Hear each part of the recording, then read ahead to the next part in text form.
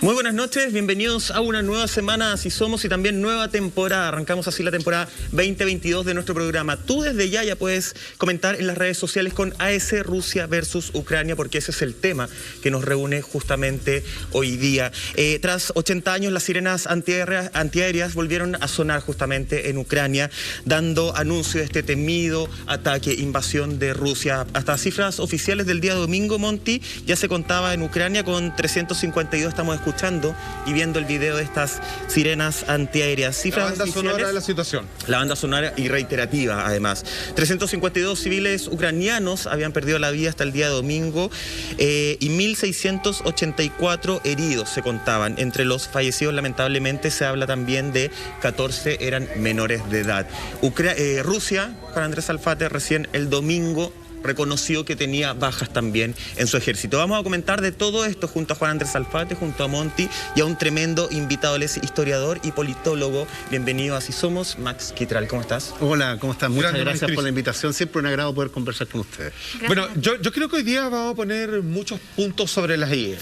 Y quiero decir esto mirándole a la cámara porque, digamos las cosas como son. La gran parte de los espacios de noticias de nuestros canales compañeros de nuestro país convirtieron esto, a mi entender, en un matinal en donde estiraban el chicle, donde ya al no tener más informaciones específicas comenzaban a revolcarse sobre los datos morales y posturas éticas respecto a quién estaba bien y quién estaba mal respecto a este conflicto. Por lo tanto, yo creo que es nuestro deber, como siempre lo hemos hecho, tratar de aclarar un poco la situación y ver la tremenda escala de crisis que hay de un lado y de otro. Sin embargo, queremos partir con el siguiente titular, que fue una de las últimas noticias este día domingo, cuando Vladimir Putin hace lo que hasta ahora podría ser la más grande de todas las amenazas.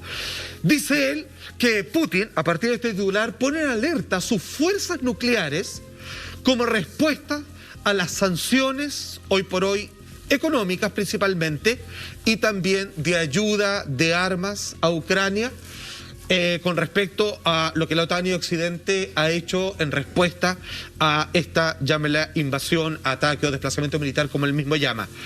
Primera pregunta, Max, queremos entender algo. Cuando Putin deja entrever que su poderío nuclear podría ser utilizado en esta oportunidad, ¿hay que entenderlo como una real posibilidad o esto es simplemente una mera amenaza a lo Kim Jong-un?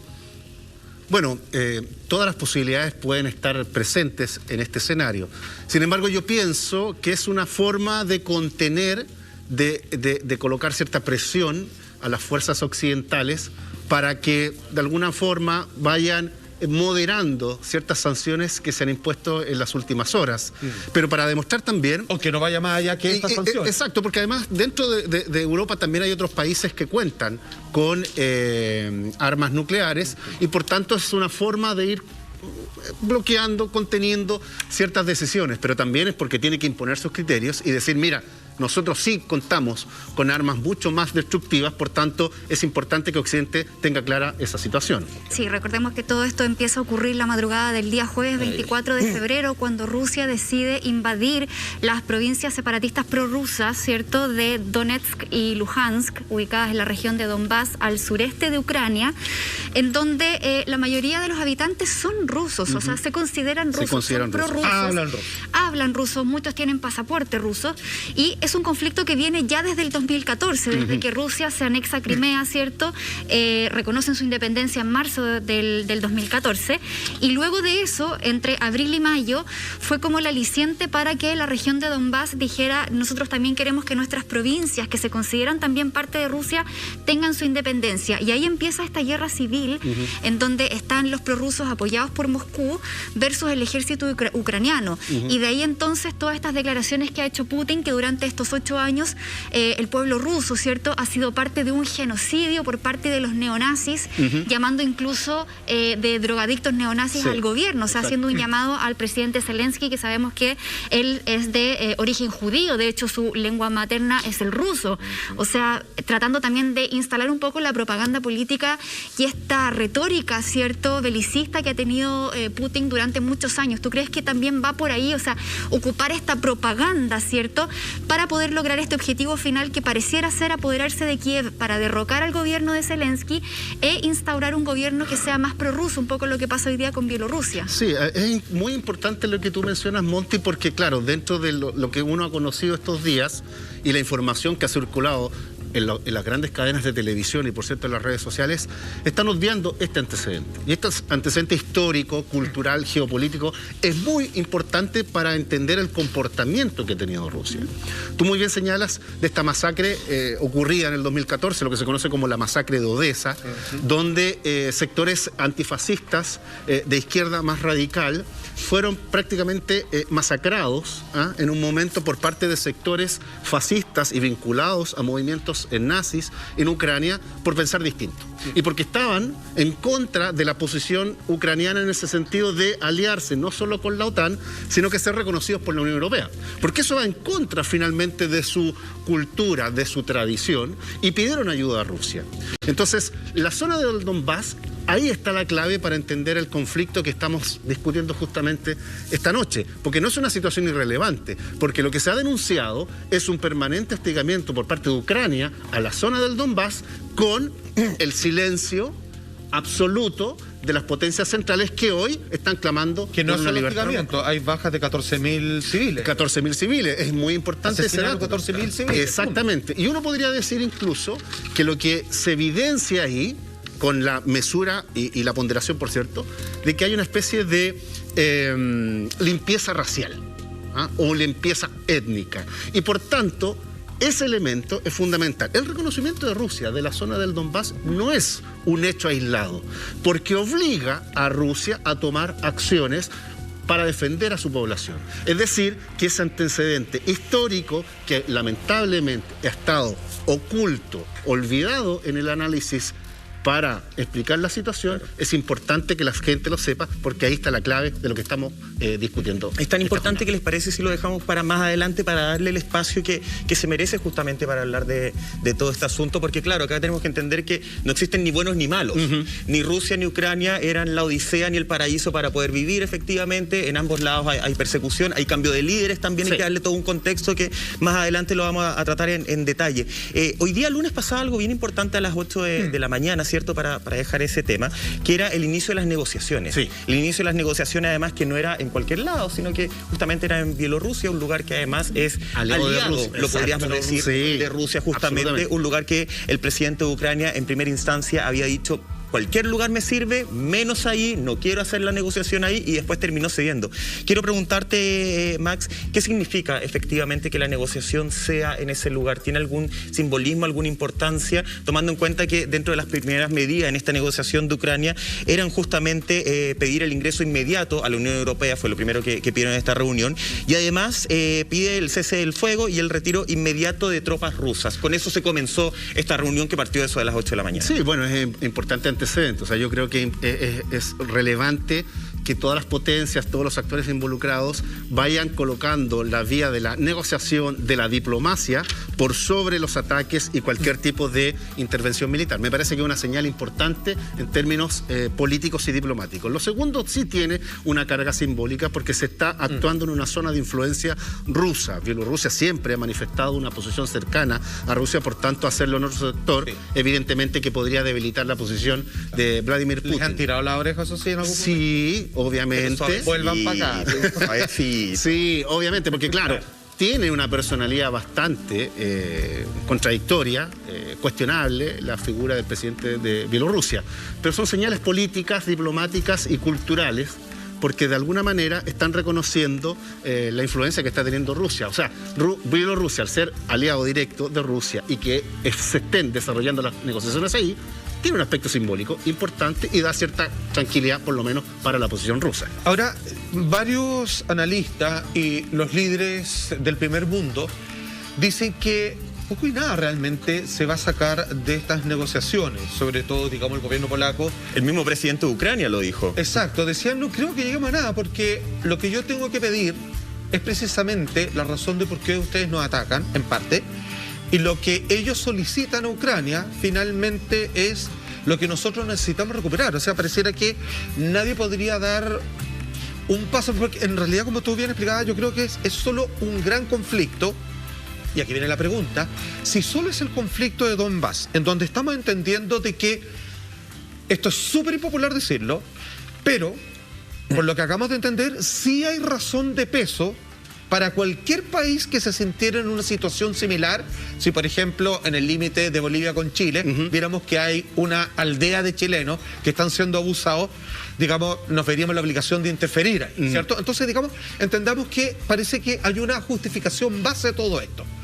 Lo que quiero entender acá es que cuando finalmente empieza a haber un bloqueo por distintos puntos de parte de Rusia y que hoy día no ha querido avanzar hacia la capital, no es porque no puede, más allá de la tremenda resistencia patriótica que han hecho los ucranianos, sino que parece que por su propia voluntad deciden llegar hasta ahí porque hay planes más importantes que están por desplegarse y que quizás no solo queden en Ucrania, como agradezco varios analistas internacionales que en algún momento se atrevieron a hacer. Ahí estamos viendo el mapa, estamos viendo que todo este proceso de rodear, en donde están al lado de que, pero se detuvieron, no quisieron avanzar pudiendo hacerlo. Exacto. Entraron, obviamente, por lo que simbólicamente fue Chernobyl, todo lo demás, que más allá de la potencialidad de activar uno de sus reactores, el cuarto principalmente, y contaminar el planeta, tiene que ver por la cantidad de caminos que esto le ofrece esta localidad.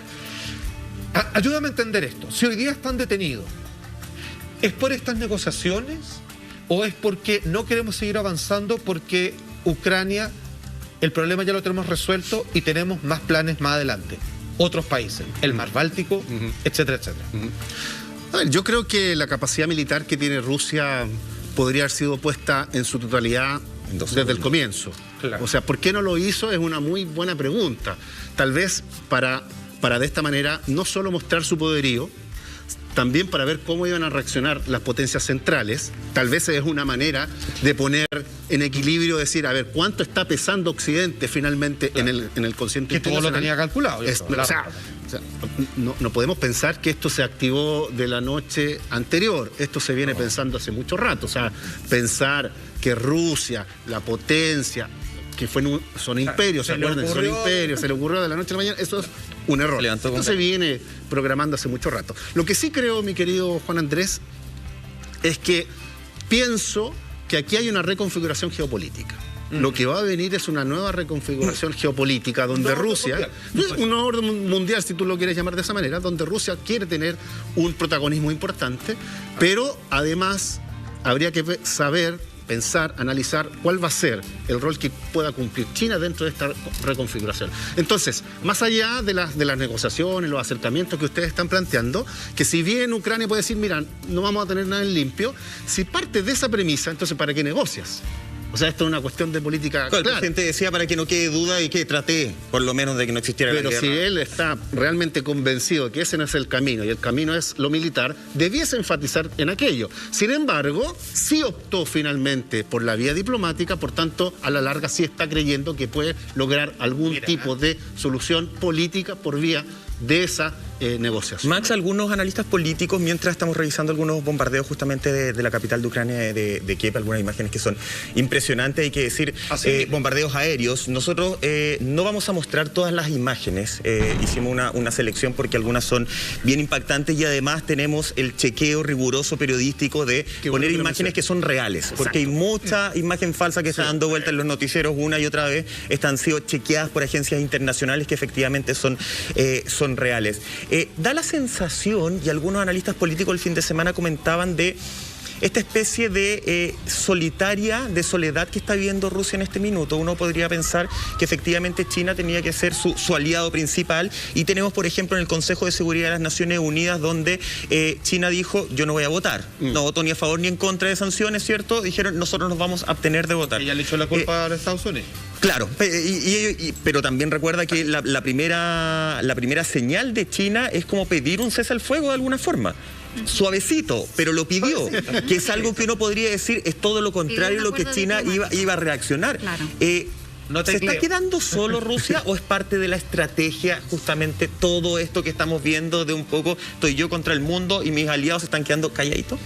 O sea, yo creo que que Rusia está haciendo un juego interesante, punto uno. Segundo, no está tan solo. Hace muy poco estuvo Pakistán, tuvo una reunión con Pakistán, que también es un actor importante dentro del concierto internacional.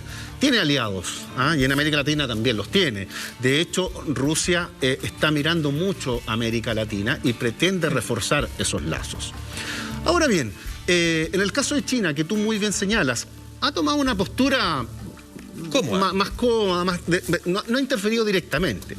Sin embargo, no es irrelevante también que haya señalado hace muy pocas horas que el principal enemigo para el mundo es Estados Unidos. Eso es ya tomar posición política. Raya su propia narrativa de siempre. Exacto, entonces ya, y con hechos históricos bien puntuales. Es decir, que en el fondo está diciendo, mira, la principal amenaza en todo este nuevo mundo es Estados Unidos.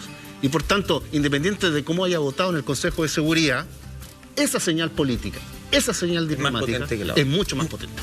Consejo de Seguridad, en donde además Rusia puso su veto. Claro. O sea, eso también eso es muy O sea, ¿para qué me invitan si sé cosas? Claro, en el fondo eso, era obvio que iba a decir. Exactamente lo que dijo el presidente Volodymyr Zelensky, donde hacía referencia, donde se sentía solo, hacía un llamado a la comunidad internacional y en donde no recibía ayuda en ese momento. Revisémoslo.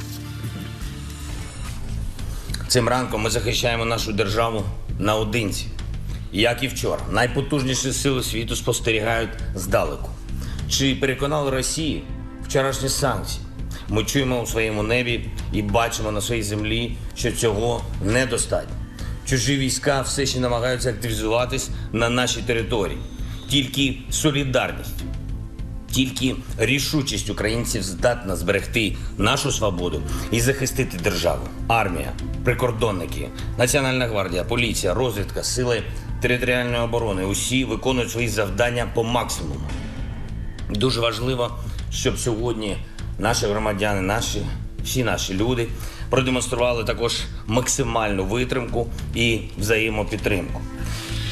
Ahí están entonces las declaraciones del presidente Zelensky, que ha sido bien criticado por ser un outsider de la política. Recordemos que en su pasado él fue actor, comediante, nunca había militado en ningún partido político. Y presidente de ficción. Fue presidente de ficción justamente en una serie y después llega a la presidencia en el 2019. Es el 6º presidente de Ucrania desde que consiguen su independencia tras la caída de la Unión Soviética en el año 91.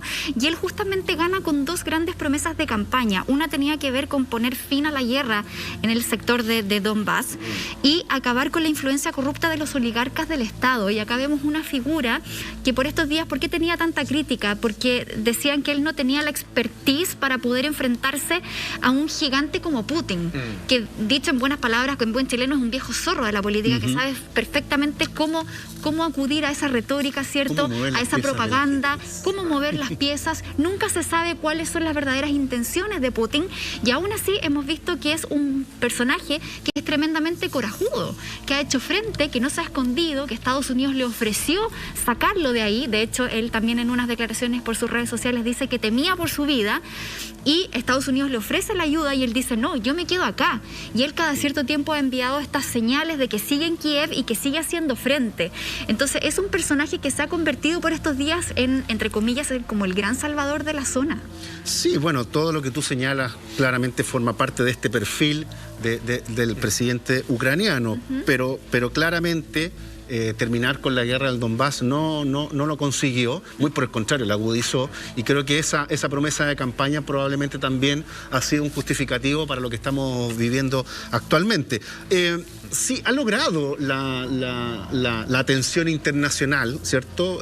Además, muy interesantemente, la utilización de las redes sociales por parte del presidente. Ha logrado también eso en términos de tener atención. Sin embargo, creo que los dos planteamientos originales que dan base a su apoyo, producto de la crisis, de toda una crisis política que está viviendo Ucrania, le jugaron en contra, finalmente. Y yo creo que no supo manejar políticamente a partir de aspectos culturales, y creo que creyó fácilmente que vincularse con Estados Unidos era la mejor opción. y a todas luces ha sido una pésima señal y obviamente que ha generado también cierta respuesta interna. Bien.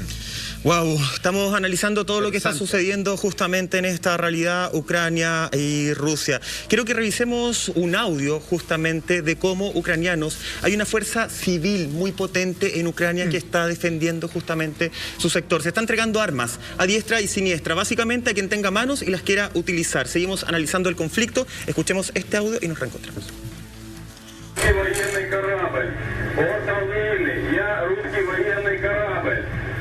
Предлагаю сложить оружие и сдаться во избежание кровопролития и неоправданных жертв. В противном случае по вам будет нанесен бомбово-штурмовой удар. Длинный остров. Я русский корабль. Повторяю. Предлагаю сложить оружие, сдаться.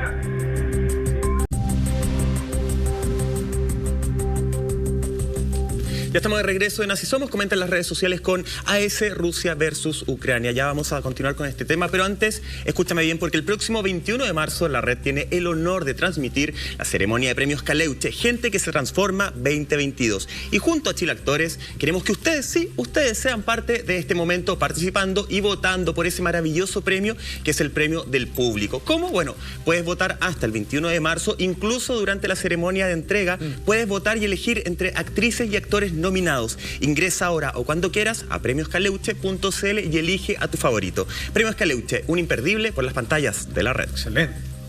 Chile Actores y la red te invitan a... Gracias por repletar el Teatro Oriente. La 6ª edición de los Premios Caleuche, Gente que se Transforma.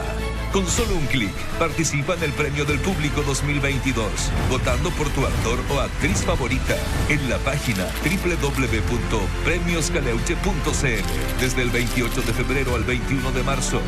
¿Quién es tu actor o actriz favorita? Solo depende de ti. Premios Caleuche, Gente que se Transforma.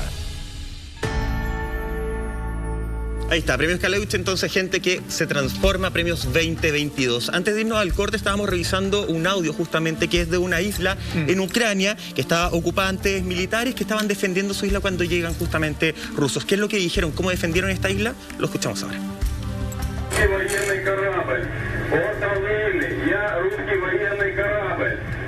Предлагаю сложить оружие и сдаться во избежание кровопролития и неоправданных жертв. В противном случае по вам будет нанесен бомбово-штурмовой удар. Длинный остров. Я русский корабль. Повторяю. Предлагаю сложить оружие, сдаться, иначе по вам будет нанесен удар. Как поняли меня? Прием. Ну все. Или нахуй тоже надо. На всякий случай. Русский военный корабль, иди нахуй. Bueno, por una parte tenemos esta resistencia militar, pero hay otra resistencia que es la civil, que es lo que tiene en ascuas a toda la comunidad internacional, porque el presidente Zelensky fue súper claro en decir que quienes quieran venir a apoyar a Ucrania se les van a entregar armas. De hecho, él pone la ley marcial para que los hombres entre 18 y 60 años permanezcan en el territorio y solamente puedan salir mujeres, niños y adultos mayores. Pasemos a revisar justamente lo que dijeron los civiles armados en Ucrania. We are in a queue where people are waiting to get their weapons to fight the Russian invaders. There is no reason to believe that they're going to stop anytime soon, and their objective clearly, at least to me, seems to be the occupation of my entire country and the destruction of everything that I love. I'm just a regular civilian. I have basically nothing to do with war or any other thing like it.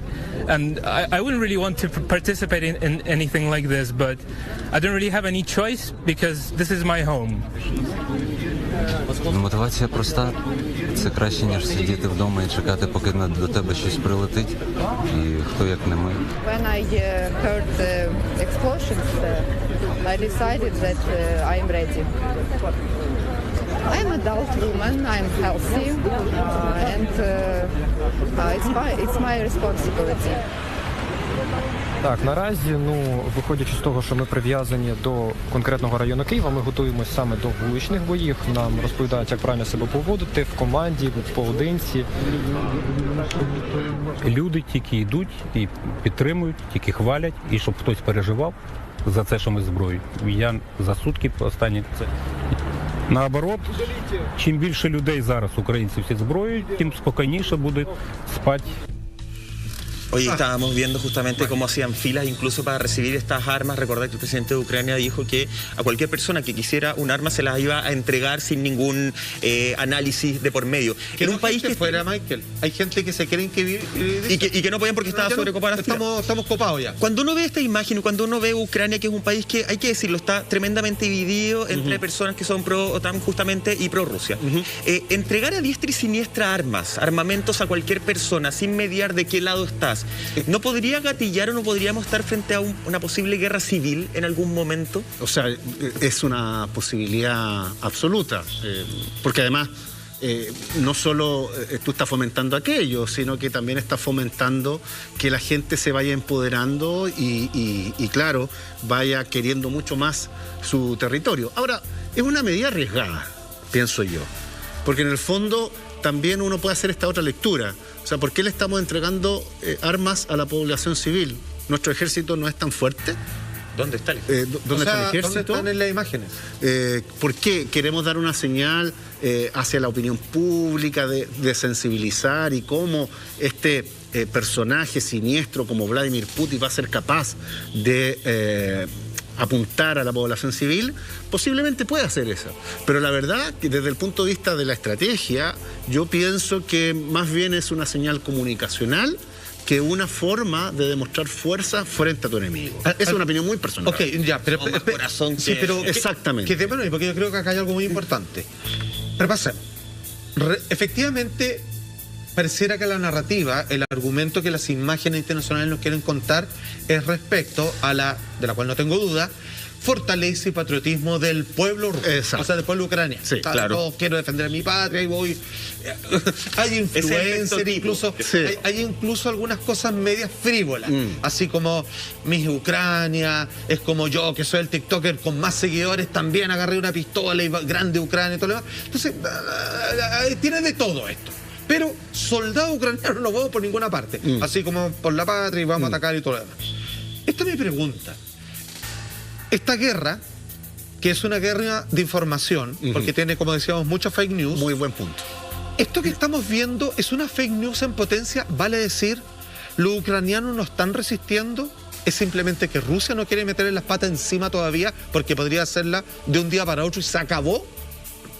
Yo creo que sí, lo segundo que tú mencionas, me parece que hay una explicación bien importante. O sea, el ejército ruso no es un ejército basado en la improvisación. Tiene una estrategia de largo aliento, saben y se han enfrentado a grandes conflictos. O sea, sí, la historia está ahí, es cosa de abrir los libros. Lo que sí llama profundamente la atención es esta posición donde comienzan los actores civiles a tener protagonismo. ¿Qué se busca? Claro, sensibilizar. En el fondo. Exacto. Porque ya lo hemos visto, por ejemplo, en Siria, en Irak, donde se muestran imágenes de la población civil siendo atacado. Eso genera sensibilidad y, por cierto, también da argumento a Occidente. Internacional, y genera el argumento para Occidente para decir, miren a lo que son capaces de llegar. Hay que aumentar las sanciones y hay que fortalecer la intervención militar. Y por eso también ese es un relato que se va construyendo. De alguna manera, creo yo que se busca, porque los medios de comunicación, como ustedes han señalado, están jugando un rol importante en términos de viralizar esas imágenes y de sensibilizar y colocar finalmente a Vladimir Putin como el malo de la película. Claro, uno cuando ve las imágenes de civiles armados, efectivamente uno se pregunta si ellos no lo vieron venir. Y me quiero quedar con algo que dijiste en el bloque anterior, Max, que tiene que ver con esta reconfiguración política que estaría buscando Putin, y si efectivamente todo esto estaba planeado de antes, porque se sabía sabía, por ejemplo, que desde enero, entre enero y abril del 2021, Putin ya había mandado tropas a la frontera de Ucrania porque no quería que Ucrania entrara a la OTAN, algo que se está buscando desde el año 2008. Sí. Luego después, en diciembre del año pasado, hay una reunión que, si no me equivoco, se hizo en Ginebra, en donde participó el secretario de Estado de Estados Unidos, Antony Blinken, con su homólogo, con el ministro de Relaciones Exteriores de Rusia, en donde lo que buscaba el Kremlin era un poco reconfigurar este tablero de seguridad en Europa. Y esta reunión tenía dos grandes objetivos para Rusia, que tenían que ver con la OTAN y con Estados Unidos. Sí. Ellos propusieron en esa reunión que la OTAN no se ampliara más, o sea, que no ingresaran nuevos miembros y que además Estados Unidos renunciara a apoyar a países que no pertenecían a la OTAN, ni países que pertenecieran a la Unión Soviética en algún minuto que también quisieran enrolarse a la OTAN. Entonces eran dos exigencias bastante concretas, ¿cierto? Sí. Que tenía que ver con la desmilitarización de la zona. Sí. Porque obviamente que para Rusia es una tremenda amenaza que Ucrania, que sabemos hoy día que no tiene el poderío militar que tiene Rusia, sí esté respaldado por la OTAN, en donde sabemos que uno de sus artículos, no recuerdo si el 4 o el 5, dice que si un país miembro está en conflicto, de los 30 países, ¿cierto? Si hay uno en conflicto, entran los otros 29 a prestarle ropa. Con uno, se meten con todo. Exactamente. Sí, Entonces lo que buscaba Putin en esa reunión con los ministros, ¿cierto?, era estas dos condiciones que no se lograron acordar, porque claramente no le iban a dar esa garantía. Y por ahí también empezaron a encenderse las alarmas. O sea, estamos hablando ya desde diciembre del año pasado. Sí, porque además, en el fondo, permitir que Ucrania se esté acercando a la OTAN, a la Unión Europea, es una mascada. Es colocar más inseguridad a un territorio. Claro. Y obviamente que es una amenaza latente para Rusia. O sea, Ucrania entra a la OTAN y a los pocos minutos ya tienes misiles apuntando a Rusia. O sea, necesita como este cordón que los aleje. Lo requiere porque si no, su seguridad está puesta en riesgo. Y yo creo que con ningún Estado, no funcionan así los Estados, van a poner en riesgo su territorio y van a permitir que tu enemigo esté lo más cerca tuyo. Claro. Porque eso naturalmente que condiciona tu presencia, tu poderío y te debilita. ¿No? ¿Ah? Porque tú lo mencionaste también, que es muy importante. Acá lo hacían los países, los cordones. Sí, sé por qué le llamo cordón sanitario, porque no es solamente una cosa de mi enemigo está cerca. Hay una preocupación cultural. Porque aquí los dos bloques, digamos, de lo que se está generando actualmente en el mundo, así como para el lado China y Rusia, es como lugares donde la gente, por poner algo, puede manifestarse en las calles, los otros como no, eso no lo permitimos, porque ahí es cuando comienza, según el punto de vista de ellos, la decadencia, la corrupción, que cualquiera piensa lo que se le ocurra y todo lo demás. Entonces, hay un miedo que no es solamente, que ya lo veremos más adelante, económico, y también de mi enemigo está llegando a mi jardín, sino también es como de influencia cultural que le preocupa mucho a ese lado del mundo, donde la gente, digamos, donde hay sanciones para personas homosexuales, el que protesta, digamos, ya hay 6.000 detenidos, digamos. O sea, en Rusia más que sanción hay persecución. Te vas preso, digamos, por manifestar algo que vaya contra el marco teórico de cómo debería ser una población. Entonces pareciera que ahí hay una preocupación en esto de resurgir el Imperio Ruso, es ir a la recuperación de valores que Occidente, según ellos, perdió y somos decadentes. Es volver a tu propia historia, en el fondo. Pero hay una máxima también dentro de todo lo que usted está mencionando. El amigo de mi enemigo se transforma en mi enemigo. Claro. Entonces, esa lógica sigue operando en relaciones internacionales y los estados la aplican al pie de la letra. Entonces, eso también es lo que está ocurriendo en todo este escenario de tensión política internacional que Rusia claramente ha golpeado la mesa para impedir que sus enemigos estén cada día más cerca. Si en el fondo también es una cuestión de subsistencia. Es una protección. Es una protección porque si tú le das espacio a tus enemigos, la posibilidad de sucumbir aumentan exponencialmente. Y Rusia no quiere eso. No estamos hablando de Putin quiere reinstalar o restaurar la Unión de Repúblicas Socialistas. Claro. Él está pensando en la lógica imperial. No nos olvidemos que Rusia, como tantos otros, han sido imperios y no solo quiere recuperar eso. La ideal es que esto no se vaya debilitando en el paso del tiempo. Pero esa es la gran pregunta, ¿por qué estos grandes imperios que fueron tan importantes a escala internacional finalmente no continuaron en el tiempo. Le pasó a Grecia, a Roma, en fin, tenemos muchos otros casos. Pero ahí hay una cuestión también importante que es un factor cultural que es incomprendido por Occidente. Max, entremos un poquito en, no sé si decir en la cabeza, pero tratar de explicar la lógica de Vladimir Putin, porque justamente el fin de semana yo revisaba y los debates en torno a este personaje son desde, oye, es un comunista y miren cómo actúan los comunistas, siendo que él llega al poder acompañado de un partido de extrema derecha. Algunos dijeron que era hasta dictador. Ultranacionalista, ultraconservador, justamente. Ese es el partido que lo pone en el poder. Y el fin de semana revisaba un documental que está en Amazon, se los recomiendo, que es El Sistema Putin. Hablaba justamente de cómo se fue generando este poder que no lo podemos ubicar ni en la derecha, ni en la izquierda, ni en el centro, ni como un fanático que quiere volver a la época de la Unión Soviética. Hay que entender el sistema de él, que es un sistema completamente nuevo que tiene que ver con el poder absoluto que él quiere tener y el dominio sobre todo. ¿Podemos explicar un poquito la lógica con la que él podría actuar? O sea, yo creo que es un personaje con una formación bien importante.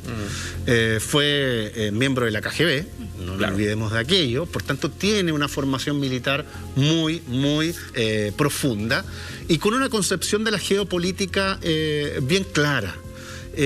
Insisto que él no quiere instalar la República Socialista como en algunos lados escuché, eso no es así. Obvio que no. No es eso. En algunos varios lados, qué curioso eso. Sí, es importante manifestar aquello, pero no está dentro de su lógica. Está pensando más bien en el Imperio Ruso, con la influencia, con la importancia, con la impronta. Yo creo que va un poco en esa dirección. Pero naturalmente que las amenazas que tiene latentes en las fronteras también han jugado un papel importante. En las crisis que estamos analizando, recuerden que él anexó Crimea. Entonces tomó decisiones políticas en un momento que generaron incomodidad. El reconocimiento de la zona del Donbass también va en esta lógica geopolítica de reconfiguración internacional que él está pensando. Y por cierto, yo creo también que hay valores culturales muy profundos que no son comprendidos y que están fuera del análisis que se han hecho en los últimos días. ¿Cómo cuáles? Como por ejemplo volver a enfatizar en esta lógica prorrusa, en este dialecto, en comportamientos que si tú te acercas a Occidente, esa tradición cultural, esa tradición histórica va a ser eliminada y vas a ser, lo voy a colocar de una manera muy peyorativa, contaminado por estos fenómenos occidentales que en el fondo buscan olvidar, borrar tu memoria histórica. Claro, es bien parecido a lo que vemos con Kim Jong-un en Corea del Norte. Exacto. ¿Cierto? Porque ¿qué pasa si Kim Jong-un en algún momento se abre al mundo? Se acaba el endioseamiento. Se pierde todo. Negocio, básicamente. Obviamente. Entonces, esa estructura. O sea, acá vemos presidente Putin. Él salió elegido presidente desde el año 99, ¿cierto? Empezó ya en la época del cambio de milenio en el 2000. Y él, recordemos que hizo un cambio en la Constitución para poder seguir siendo presidente, porque en su primer periodo se podía una reelección, ¿cierto? Claro. Después él pasa a ser primer ministro porque no podía seguir como presidente, pero después hace todos estos cambios constitucionales que hoy día lo podrían tener en el poder hasta el 2036. O sea, hasta ahora son 6 y 6 años cada periodo, pero podría cambiar para... Por supuesto. No sé si tú tienes el dato, ¿te acuerdas que él también estableció, yo no sé si está corriendo eso, como una ley de inimputabilidad para el presidente, donde puede hacer cualquier cosa y nunca llegar a una corte? Yo creo, pero trabajó en eso en algún momento. Sí, trabajó en eso en algún momento. Y es cosa de mirar lo que está pasando con Bielorrusia, que el presidente, ¿cierto?, Lukashenko, que también modificó la Constitución para poder ser reelegido sucesivamente, ¿cierto?, sin ningún tipo de interrupción, y que de hecho hoy día lo catalogan como un dictador y está siendo súper cuestionado por las últimas elecciones del 2020 que dicen ser fraudulentas. Entonces acá estamos ante un líder autocrático que quiere imponer su propio sistema político y que se está abstrayendo de todo lo que está pasando en un mundo que está totalmente globalizado. Entonces, ¿hasta cuándo va a aguantar el mundo una visión pragmática que pareciera ya estar en el pasado? Porque hoy día ningún país puede funcionar de manera independiente y es lo que él quiere hacer. ¿Y por qué se siente amenazado con que Ucrania se ponga en la OTAN? Porque también es una estrategia comercial para ellos para poder sacar el gas, por ejemplo. Sí, claro que tiene un... Entonces, por ahí también esta aprehensión de que su hermano menor, entre comillas, pueda occidentalizarse. Claro, lo que pasa, Monty, que todos estos antecedentes que tú mencionas son fundamentales para entender el comportamiento, el actuar del presidente ruso y del actual momento político que está viviendo Rusia también. No es irrelevante el dato de este cambio constitucional que le permite extender su periodo. Eso es muy, muy relevante también. Porque claro, hay una sintonía y hay una propuesta política detrás de aquello. Pero naturalmente que en la medida que Ucrania opte por otro camino, desatendiéndose, una especie de desapego a tu tradición, eso no está siendo bien visto, no solo por Putin, sino que también por otros países que están dentro de la zona en cuestionamiento. Entonces yo creo que aquí hay elementos geopolíticos, pero también elementos culturales, que tú lo estás planteando. Yo entiendo el punto de los elementos culturales, pero hoy día, a ver, todos tenemos los ojos del mundo están en Ucrania, pero creo que también es interesante llevar los ojos del mundo a Rusia, justamente, que es lo que está pasando hoy día en ese lugar. Hoy día, por ejemplo, según las últimas cifras entregadas el día domingo, más de 6.000 detenidos, porque se estableció el mismo día jueves, el día que empezaron los ataques, que nadie se podía manifestar en contra de la ocupación, porque ellos no hablan de guerra, ¿cierto?, de esta forma especial.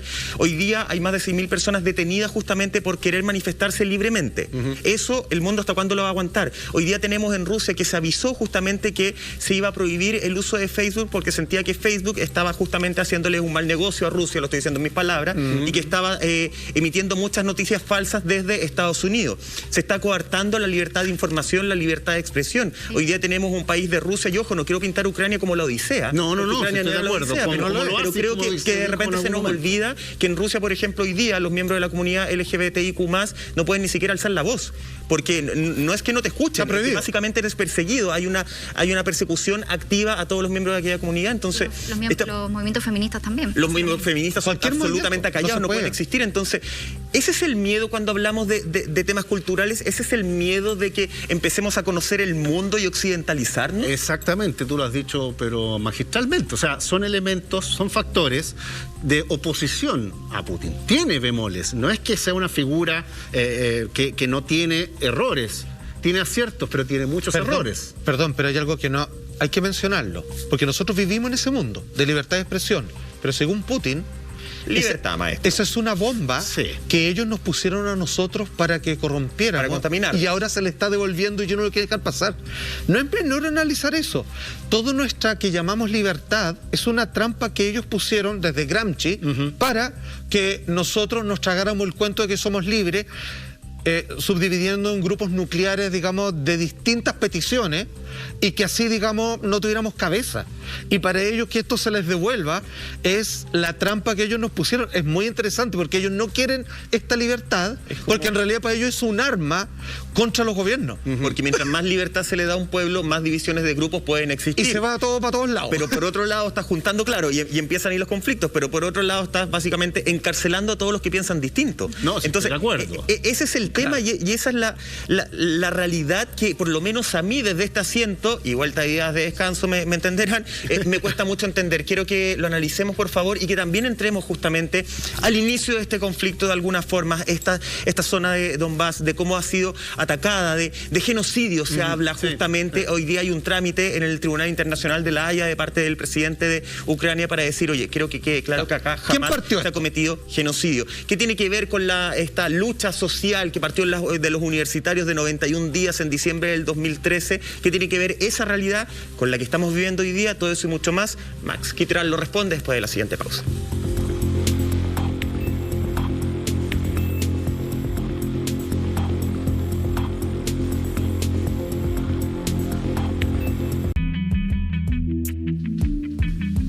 Ya estamos de regreso en Así Somos. Tú comentas en las redes sociales con AS Rusia versus Ucrania para saber tus impresiones. Continuamos junto al historiador y politólogo Max Quitral para entender un poco, Max, toda la lógica, si es que hay alguna lógica de lo que está sucediendo. Nos trasladamos hasta otro sector del estudio justamente para desplegar el mapa de la zona en conflicto, de la zona que de algún modo hemos dicho, ¿cierto?, genera todo este inicio. Hace varios años estamos hablando de la zona del Donbass, que hemos determinado como el pasadizo, las regiones ucranianas declaradas como independientes muy pocos días antes de que comenzara toda esta lucha y ocupación de parte de Rusia. La estamos viendo en naranjo, de hecho. Sí.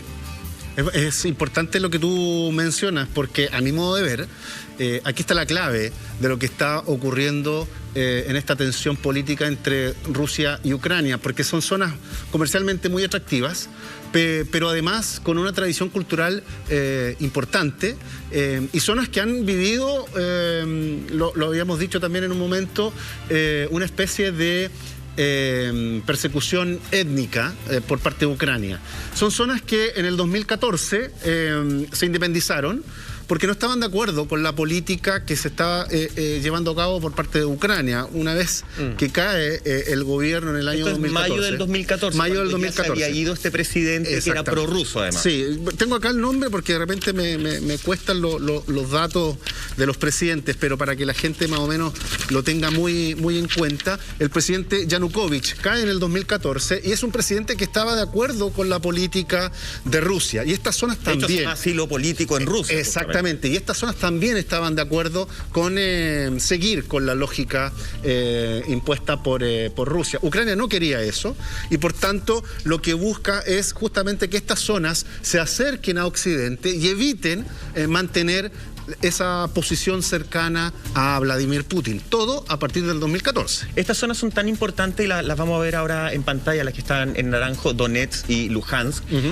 porque además son la excusa que de alguna forma Vladimir Putin interpone para esta ocupación. Él dice que tiene que ir básicamente porque ahí se está cometiendo genocidio hace bastante tiempo y tiene que ir a defender una población que, si bien no me acuerdo la cifra exacta, más del 80% de esas zonas se considera ruso. Así es. Tienen pasaporte justamente ciudadanos rusos. Hay que sí poner en regla que el actual presidente de Ucrania, no es el mismo que estaba el 2014 y en el año 2015, tomó el poder el año 2019 y de hecho ahora, hace pocos días, interpuso una demanda en el Tribunal Internacional de La Haya donde él exige y pide que por favor quede determinado que en ninguna de esas zonas se ha cometido genocidio y que esto es básicamente una excusa simplista de parte de Rusia para tener esta ocupación.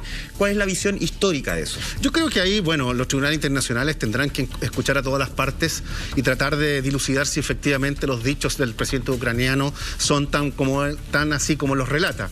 Sin embargo, es importante situarnos también y volver al 2014, donde se desarrolla una movilización en contra de la posición ucraniana de acercarse a Occidente y a la OTAN. ¿Qué es lo que ocurre? Se produce una revuelta, hay fuertes enfrentamientos, la masacre de Odessa en el 2014, un centro portuario muy importante, y a partir de aquella época la zona del Donbass no queda de alguna forma alineada con la lógica ucraniana. Lo que buscaba Donbass era seguir bajo la protección de Rusia y desatenderse de lo que buscaba Ucrania en ese momento, de que fueran parte de Europa. ¿Qué es lo que ocurre? ¿Cuál es la decisión que toma el Donbass? Se independiza. Y por tanto esa independencia molesta de sobremanera a Ucrania. Se logra resolver por parte de un acuerdo, los acuerdos de Minsk, que lamentablemente fueron desatendidos, desconocidos por Ucrania, y aquí comienza toda una guerra civil que hasta el día de hoy eso no ha finalizado. Se habla a nivel internacional, hay otro sector justamente que es Crimea, que fue anexada a Rusia, que se habla que fue anexada luego de un referéndum interno que se hizo donde más del 90% de las personas de Crimea decían nosotros queremos pertenecer a Rusia. Ese referéndum interno está siendo hoy día a nivel internacional completamente cuestionado, sí, ya que se comenta de que no había un visor externo que regulara todo este proceso, que incluso se puede pensar que hay fraude electoral, por decirlo de alguna forma, en ese referéndum.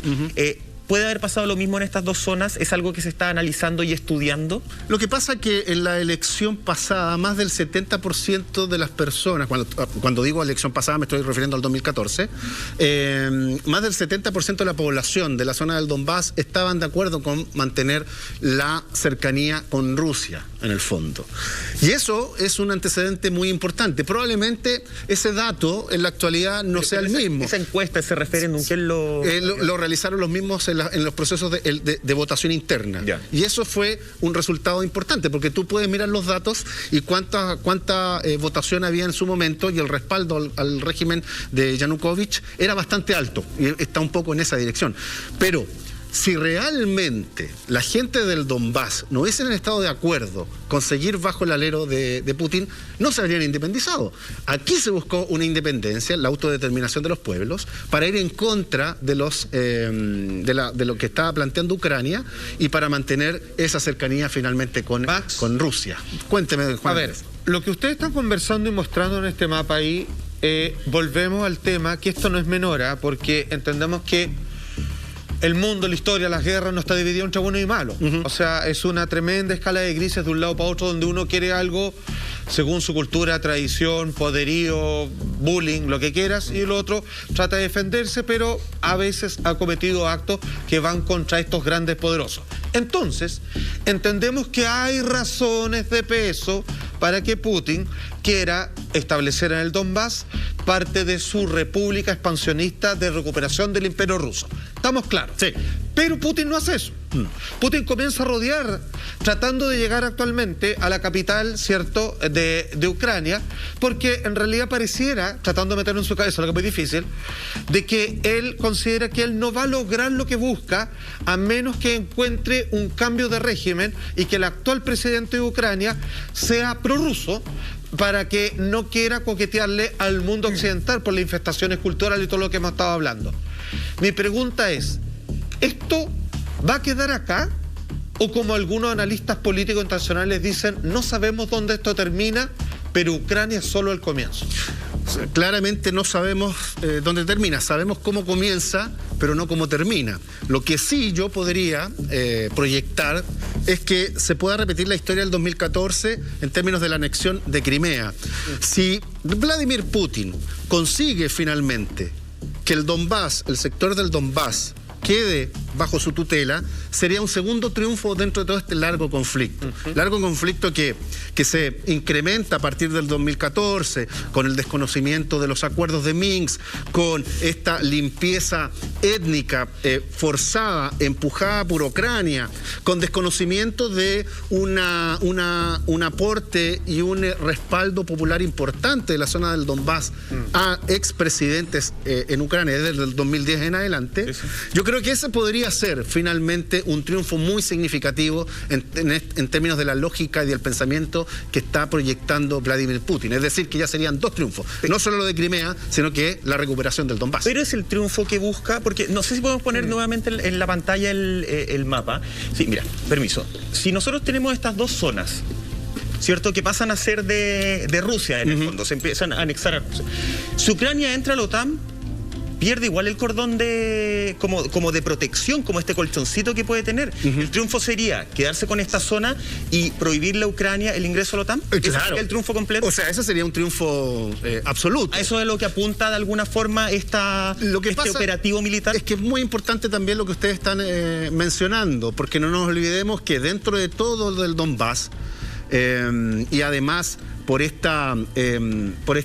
así decirlo, ley que obliga al Kremlin a actuar para defender a sus ciudadanos rusos, porque recordemos que Rusia reconoció, claro. Estaría también ese punto de impedir que finalmente Ucrania opte por el camino de Estados Unidos o de Occidente. Porque hay ciudadanos rusos. Exactamente, pero porque es, por llamarlo de esta manera, colocar más inseguridad a la zona protegida por Vladimir Putin. Es decir, que en el fondo impedir que Ucrania se acerque a la Unión Europea, sea reconocida por la OTAN, debilita la posición de Rusia en el concierto internacional, y es tener finalmente misiles apuntando a su capital, y eso naturalmente que Vladimir Putin no lo va a permitir. ¿Puede Vladimir Putin de alguna manera convivir con estos acercamientos, simpatía de Ucrania por la Unión Europea? Lo que no va a permitir es que ingrese completamente Ucrania a la OTAN o sea miembro permanente de la Unión Europea. Eso es lo que no busca por ningún lado. Eso no lo va a permitir. Max, ¿nos puede explicar un poco de esta ley justamente que habla y que obliga, entre comillas, a Rusia a proteger a los ciudadanos rusos, estén donde estén, para entrar un poco a esta lógica en común que tienen Ucrania con Rusia, a este inicio. Mucho nos especulábamos y conversábamos al principio del programa por qué Rusia no ingresó a Kiev de un momento a otro, porque bueno, el poderío militar lo podría haber hecho. Parece que uno podría decir, aunque suene raro, hay algo de romanticismo, hay algo desde los inicios de la fundación justamente. Sí, hay mucho de eso. Yo creo que, claro, explicar la historia de lo que estamos discutiendo ahora en este programa, claro, podríamos tener, así somos eternamente. Pero claro, cuesta un poco explicar en estas horas toda esta discusión, esta eterna pelea. Pero lo que tú mencionas con respecto a la defensa de la integridad de los prorrusos está consagrado como ley. El Kremlin cuenta con una ley que obliga a su gobierno a proteger a los rusos étnicos. Y en la zona del Donbass, tú tienes aproximadamente, podemos fallar en algunos cálculos, claro, pero aproximadamente el 40% de la población del Donbass es prorruso. Por tanto, hay una justificación jurídica, legal, que obliga a la intervención y a la protección de esos ciudadanos por parte de Rusia. Entonces, hay otro elemento que se desconoce en el análisis, que se está dejando al margen de todo lo que ha ocurrido, y por eso lo que tú mencionabas del reconocimiento de la zona del Donbass por parte de Rusia se convierte en un elemento fundamental e importante dentro del análisis. Estamos con Max Quitral tratando de entender todo lo que está sucediendo y lo que va a suceder el día de mañana con este conflicto. Monty. Sí, con respecto a esa misma idea, Max, preguntarte, porque hay muchos analistas que han dicho que la intervención de Rusia en la región de Donbass ha sido reconocido como una declaración de guerra, o sea, reconocer las provincias como separatistas, ¿cierto?, como independientes, es una flagrante violación al derecho internacional de Ucrania y a los acuerdos de Minsk que tú estabas mencionando. No sé qué opinión tienes con respecto a eso, si esto eventualmente podría llevar a Vladimir Putin a algún juicio internacional, por ejemplo, o a ser juzgado por crímenes de guerra hoy día, viendo que hay tantas bajas de civiles en Ucrania. O sea, yo creo que cualquiera de estas ideas es perfectamente aplicable. Va a depender cómo se comporten finalmente las potencias internacionales. Si existan los elementos jurídicos, legales, de violación de derechos humanos, por ejemplo, que ameriten llevar a Vladimir Putin a tribunales internacionales. Pero si nos basamos en esa lógica, posiblemente uno pueda entender que hay elementos que vengan a contrastar esa posición. Por eso las jugadas que se han hecho en los últimos días son importantes de tenerlas en cuenta. Este reconocimiento de las zonas en disputa del Donbass no es un reconocimiento porque le dio la gana o porque solamente ha sido presionado, porque también lo respalda en términos del actuar y las decisiones políticas que se hayan tomado. Es decir, que hay una base de respaldo para el actuar que ha tenido el presidente Putin en estos días. Y eso puede ser utilizado para bloquear o al menos contraargumentar esta posición con respecto a las bajas civiles que eventualmente ya puedan aumentar en las próximas horas.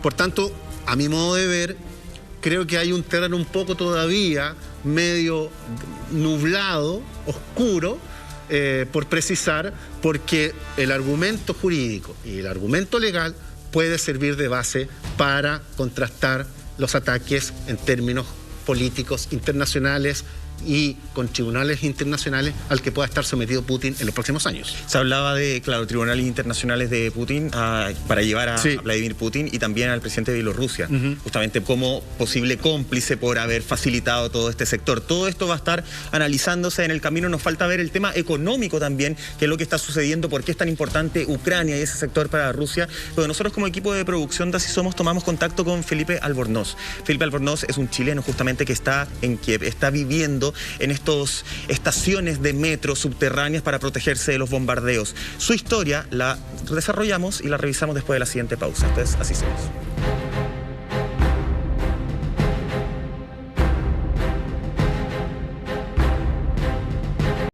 Ya estamos de regreso esta noche en Así Somos. Continuamos con Max Quitral analizando todo el conflicto entre Ucrania y Rusia. Antes de continuar, atención a este consejo.